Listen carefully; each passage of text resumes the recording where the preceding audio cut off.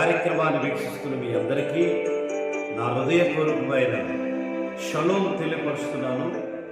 తండ్రిచ్చినట్టు ఈరోజు ఈ వాగ్దానాలను మనం నేర్చుకుందాం. పరమ తండ్రికే మహిమ కలుగునుగా. హల్లెలూయా. ఈరోజు వాక్యాంశం విశ్వాసం వల్ల కలుగు మేలులు. పరిశుద్ధ గ్రంథమైన బైబిల్ నుండి రోమా పత్రిక 11వ వచనంలో ఆయన యందు విశ్వాసం వలన సిగ్గుపడరు అని ఈ శ్రేష్టమైన వాక్య భాగం ద్వారా తెలియపరుస్తూ పరిశుద్ధ గ్రంథం. విశ్వాసం ఉంటే పరిశుద్ధ గ్రంథం తెలియపరిచే మాట ఏంటంటే మీరు ఏ రోజు సిగ్గుపరచబడరు అని ఈ వాక్యం చదివిస్తూ ఉంది. యోహాను 3వ పత్రిక 18వ అధ్యాయం, యోహాను రాసిన సువార్త 3వ అధ్యాయము 18వ వచనంలో ఆయన యందు విశ్వాసం వలన తీర్పు తీర్చబడరు అని రాయబడింది.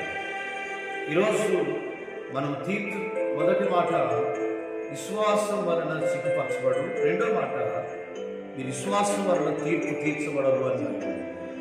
ఆయన యందు విశ్వాసం ద్వారా ఆయన సిగ్గుపరచబడడు అని రాయబడింది. అపొస్తలుల కార్యాల గ్రంథము 10వ అధ్యాయం 43వ వచనంలో ఆయన యందు విశ్వాసం వలన పాపక్షమాపణ కలుగును అని ఈ శ్రేష్టమైన వాక్య భాగం తెలియపరుస్తుంది. గలతీ పత్రిక 2వ అధ్యాయం 15వ వచనంలో ఆయన యందు విశ్వాసం వలన నీతిమంతులుగా తీర్చబడును అని రాయబడింది. 4వ మాట ఏంటంటే విశ్వాసం వలన నీతిమంతులుగా మనం తీర్పు తీర్చబడతామని రాయబడింది. ఆయన యందు విశ్వాసం వలన నిజంగా అపొస్తలుల కార్యాల గ్రంథము 16వ అధ్యాయం 31 ఆయన యందు విశ్వాసం వలన రక్షణ పొందుదు అని రాయబడింది. అలాగనే యోహాను సువార్త 25వ వచనం 11వ అధ్యాయం 25వ వచనం ఆయన విశ్వాసం వచ్చిన వాడు బ్రతుకును అని రాయబడింది. అదే 41వ వచనంలో 11వ అధ్యాయం ఆయన విశ్వాసం వలన నిత్య జీవం పొందని. ఎన్ని మాటలు మనం 7 మాటలు తండ్రి మనకి ఇచ్చాడు. ఈరోజు మనం తండ్రి దగ్గర విశ్వాసం కలిగి ఉంటే కలిగే మేలులు, కలిగే ఆశీర్వాదాలు, కలిగే దీవెనలన్నీ ఈరోజు నేర్చుకోవడం. మొదటిది సిగ్గుపరచబడం, రెండవది తీర్పు తీర్చబడం, మూడవది నిజంగా పాప క్షమాపణ మనకు కలిగింది, నాలుగవది ఆయన విశ్వాసం వలన నీతిమంతులుగా తీర్చబడతాము. అపొస్తలుల కార్యాల గ్రంథంలో తెలుసుకున్నాం కదా. ఐదవది రక్షణ పొందుతాం అని రాయబడింది.